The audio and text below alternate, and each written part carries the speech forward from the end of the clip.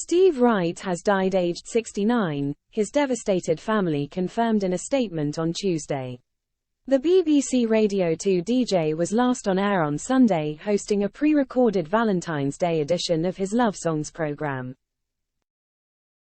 His family said, "It is with deep sorrow and profound regret that we announce the passing of our beloved Steve Wright." In addition to his son, Tom, and daughter, Lucy, Steve leaves behind his brother, Lawrence, and his father Richard.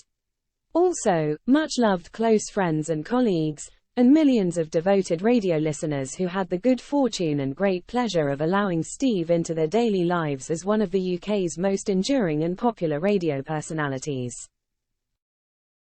As we all grieve, the family requests privacy at this immensely difficult time.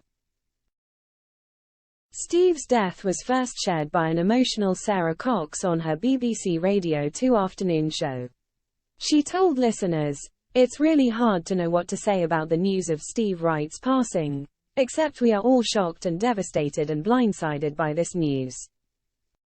Steve was an extraordinary broadcaster, a really kind person, he was witty, he was warm, and he was a huge, huge part of the Radio 2 family. And I know my fellow DJs will all be absolutely shattered too."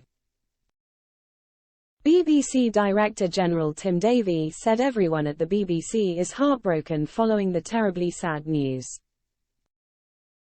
He continued in a statement, "Steve was a truly wonderful broadcaster who has been a huge part of so many of our lives over many decades.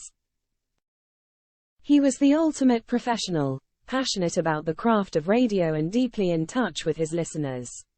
This was deservedly recognized in the New Year Honours list with his MBE for services to radio.